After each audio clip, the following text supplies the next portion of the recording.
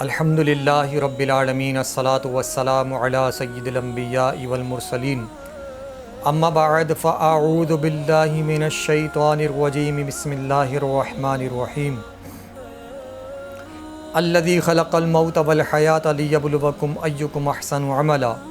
صدق اللہ العلی العظیم وصدق رسولہ النبی الکریم ان اللہ وملائکتہ یصلون علی النبی یا ایہا الذین آمنوا صلوا علیہ وسلموا تسلیما اللہم صلی علی سیدنا محمد وعلی آل سیدنا و مولانا محمد مبارک وسلم صلاۃ و سلام علیک سیدی یا رسول اللہ۔ نبی رحمت شفیع امت صلی اللہ تعالیٰ علیہ وآلہ وسلم پر ایک مرتبہ پھر نذران عقیدت پیش کیجیے۔ اللہم صلی علی سیدنا محمد وعلی آل سیدنا و مولانا محمد مبارک وسلم صلاۃ و سلام علیک سیدی یا رسول اللہ۔ ابھی جو آیت کریمہ قرآن کریم فرقان حمید سے ہم نے سنی، اللہ رب العالمین جل جلالہ ارشاد فرماتا ہے کہ ہم نے موت اور زندگی کو اس لیے پیدا کیا کہ آزمائے تم میں سے کون زیادہ بہتر عمل کرتا ہے، یعنی نیک اعمال کے لیے پیدا کیا، نیک اعمال کرنے کے لیے۔ اور نہ صرف یہ کہ نیک اعمال کرنے کے لیے پیدا کیا، بلکہ ایک مقصد اس کا یہ بھی بتایا کہ ان اعمال کے کرنے کے بعد، اعمال کرنے کے لیے، نیک اعمال کے لیے جو پیدا کیا، اس کے کرنے کا مقصد یہ ہے کہ تمہاری آزمائش ہے، یہ تمہارا امتحان ہے۔ اور آپ کو پتہ ہے، دنیا یہ جانتی ہے کہ آزمائش جب ہوتی ہے تو ہر قسم کی ہوتی ہے، امتحان جب ہوتا ہے تو ہر قسم کا ہوتا ہے، اور امتحان سے جب انسان سرخرو ہوتا ہے تو اسے انعامات بھی ایسے ہی ملتے ہیں جیسا امتحان۔ جتنا ثابت قدمی امتحان میں رہی، جتنا کامیابی سے امتحان گزارا، اتنے ہی بڑے اس کے انعامات ملتے ہیں۔ اس وقت دنیا میں ایک بیماری پھیلی ہوئی ہے جس کا نام ہے COVID-19, corona virus. Corona virus گزشتہ سال 2020 میں اس کی ابتدا ہوئی،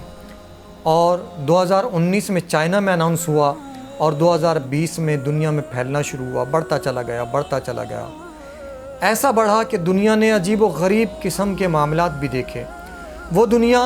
کہ جو مسلمانوں کو نیکی کے کاموں سے، اپنے دین پر عمل کرنے سے اکثر روکا کرتی تھی، مسلمانوں کے خلاف اسلام کے نہ ماننے والے جنگ مسلط کر دیا کرتے تھے، کبھی کسی سبب سے، کبھی کسی سبب سے، کبھی کوئی بہانہ، کبھی کوئی بہانہ۔ تو ہم نے دیکھا اپنے گزشتہ سالوں میں کہ ہندوستان کو لے لیں تو مسلم کش فسادات، کبھی ہندو مسلم فسادات، کبھی کیا۔ دنیا کے دو مختلف ملکوں میں اکثر و بیشتر لڑائیاں، جنگیں، کبھی کچھ، کبھی کوئی وجہ۔ عجیب بات ہے۔ اب آئیے، کرونا وائرس نے ایک عجیب نئی صورتحال دنیا میں قائم کی، جہاں دنیا نے دیکھا کہ جہاں کسی قسم کی قدرتی آفت آتی ہے، لوگ اکثر و بیشتر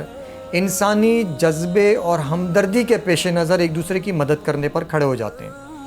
دو قومیں، دو مملکتیں، دو سلطنتیں، دو حکومتیں اکثر جنگیں کرتی ہیں، لڑائیاں کرتی ہیں، لیکن اگر ایک ملک میں قدرتی طور پر کسی قسم کی آفت اور پریشانی آ جائے تو دوسرے ملک کی حکومت اس کے ساتھ مدد کرنے کے لیے کھڑی ہو جاتی ہے۔ نہ صرف وہ حکومت بلکہ وہاں کی عوام بھی، اور کئی ملکوں کے لوگ کھڑے ہو جاتے ہیں، مدد کرنے پر آمادہ ہو جاتے ہیں۔ یہ عجیب مناظر ہوتے ہیں۔ اس لیے ہم اسے عجیب کہہ سکتے ہیں کہ لوگ لڑتے کیوں ہیں؟ لڑنا نہیں چاہیے۔ اس سے پتہ چلتا ہے کہ ہمیں لڑنا نہیں چاہیے۔ انسان محبت کے لیے پیدا ہوا ہے، انسان جنگ و جدال اور لڑائی جھگڑے کے لیے پیدا نہیں ہوا۔ یہ پیار، یہ محبت، یہ اخوت، یہ ملنساری، یہ بھائی چارہ، یہ المؤمنون اخوہ، مومن آپس میں بھائی، یہ جو بھائی چارہ اسلام نے دیا، اس نے بتایا، اس نے سکھایا، اسلام نے سکھایا کہ ہمیں ایک بن کر رہنا چاہیے، ہمیں ایک دوسرے سے محبت کرنی چاہیے۔ اگر ہم ایک دوسرے سے محبت نہیں کریں گے، ایک دوسرے کو نہیں سمجھیں گے تو دنیا میں کیسے زندہ رہ سکیں گے؟ اب کرونا وائرس آیا تو آپ نے دیکھا کرونا وائرس اس سے زیادہ دنیا میں اثر انداز ہوا کہ جتنا کوئی زلزلہ، طوفان، سیلاب، آندھی یا کوئی بھی شے دنیا میں اثر انداز ہوتی ہے، کوئی بھی بڑی مصیبت، اس سے زیادہ اثر انداز ہوا۔ اس نے اپنی شدتیں دکھائیں، ایسی شدت کہ دنیا بھر کو اس نے اپنی لپیٹ میں لے لیا۔ ہر طرف سے یہ چیخ و پکار آنے لگی کہ اس ملک میں بھی وائرس پھیل گیا، اس ملک میں بھی پھیل گیا، اس ملک میں بھی پھیل گیا، اس ملک میں بھی پھیل گیا۔ لیکن اس کے ساتھ ساتھ ہم ابتدا سے شروع کرتے ہیں کہ جہاں سے یہ چلا، چائنا سے چلا، تو چائنا میں دنیا نے عجیب نظارہ دیکھا۔ وہ چائنا کہ جو پاکستان کا دوست ہے، ہر طرح کے مشکل حالات میں پاکستان چائنا کا اور چائنا پاکستان کا دوست بن کر ایک دوسرے کے ساتھ ہمیشہ کھڑے رہتے ہیں۔ اس چائنا میں بھی ظاہر ہے کہ ایک مملکت ہے، ایک حکومت ہے، ایک سلطنت ہے، ایک ریاست ہے، ایک گورنمنٹ ہے، ایک قانون، ایک لاء ہے، تو وہاں پر بھی ان کی مرضی چلتی ہے۔ جیسے پاکستان میں پاکستان کی مرضی چلتی ہے، دنیا کے ہر ملک میں وہاں کی مرضی چلتی ہے۔ تو وہاں وہ اسلام کو بہت زیادہ پسند نہیں کرتے تھے۔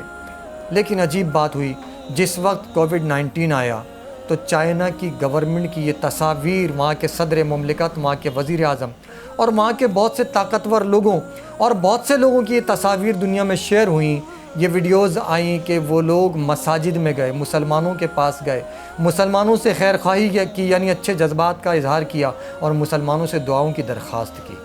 مسلمانوں سے نماز کے لیے کہا کہ نماز پڑھیے، دعا کیجیے، اور مسلمانوں سے وضو کا طریقہ سیکھا اور اس کو سمجھے، اور انہوں نے کہا کہ ہم جو احتیاطی تدابیر اختیار کر رہے ہیں،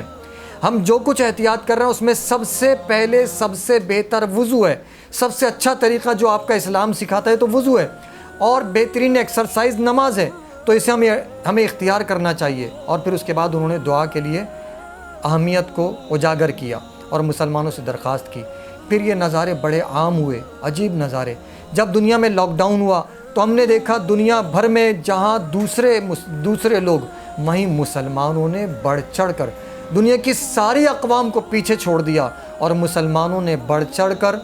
بے روزگاروں کو، پریشان حال لوگوں کو، کرفیو زدہ لوگوں کو، لاک ڈاؤن میں محدود اور مفلوج لوگوں کی خدمت اور مدد کرنا شروع کر دی۔ نہ صرف یہ، بلکہ یہ بھی نظارہ دنیا نے دیکھا کہ ہندوستان جہاں جہاں جیسے جیسے کووڈ-19 نے اپنی تباہیاں مچانا شروع کی، ہندوستان میں بھی اچانک یہ آیا اور بڑھا اور تیزی سے بڑھا۔ جہاں ہندوستان اسے سیریس نہیں لے رہا تھا، وہاں کی عوام اسے سمجھ نہیں پا رہی تھی، پھر اچانک ایک رات یہ اطلاع آئی، اچانک ہندوستان بھر سے یہ خبر دنیا بھر میں عام ہو گئی۔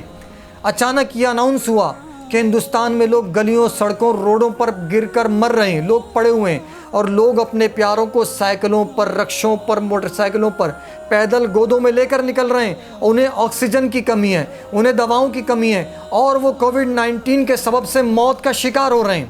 ایسے موقع پر جب ہسپتالوں میں آکسیجن نہیں تھا، جب ہسپتالوں اور اسٹورز میں دوائیاں وائنڈ اپ ہو گئیں، کلوز ہو گئیں، ختم ہو گئیں، غائب ہو گئیں، وہاں پر موجود نہیں تھیں، جب اس کمی کا سامنا کرنا پڑا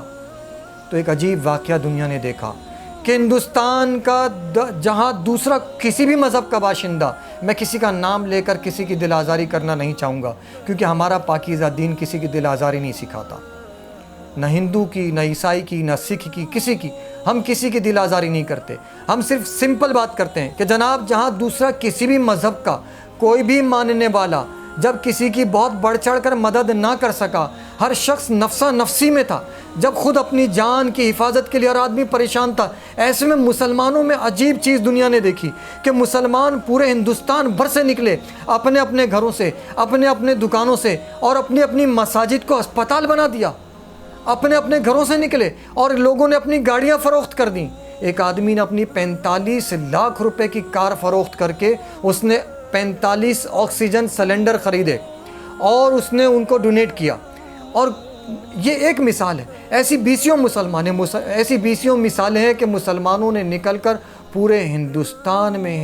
تمام لوگوں کو ہلا کر رکھ دیا کہ یار یہ وہ مسلمان ہیں جن کے خلاف آئے دن نفرت آمیز باتیں ہوتی ہیں، جھگڑے اور فساد ہوتے ہیں، انہوں نے کیا کیا؟ یہ کیسی قوم ہے؟ انہیں کتنی محبت ہے؟ ابھی گزشتہ دنوں جب وہاں کی گورنمنٹ نے سختی کی اور سخت قسم کے قوانین بنائے اور مسلمانوں کو ٹارچر کیا گیا، مسلمانوں کو سخت قسم کی مشکلات اور پریشانیوں کا سامنا کرنا پڑا اور انہیں ذلیل کیا گیا، لیکن انہی مسلمانوں نے ہندوستان کے تمام لوگوں کو سینے سے لگا کر، گلے سے لگا کر محبت کا اظہار کیا اور سب پر رحمت کا اظہار کیا۔ یہ ہے ہمارا اسلام، یہ ہے میرا دین، یہ ہے میرا دین کہ اپنا ہو یا پرایا سب کو سینے سے لگاؤ، سب سے ہمدردی کرو، انسانیت کو فوقیت دو، انسان پر رحم کرو۔ اگر تم مسلمان ہو تو تمہارا دین تمہیں یہ سکھاتا ہے کہ لوگوں پر رحم کرو، لوگوں کے کام آؤ، لوگوں سے حسن سلوک کرو، لوگوں سے اچھا کردار اور اچھا برتاؤ کرو۔ تو دنیا نے دیکھا کہ ہندوستان میں ایسا وقت بھی آیا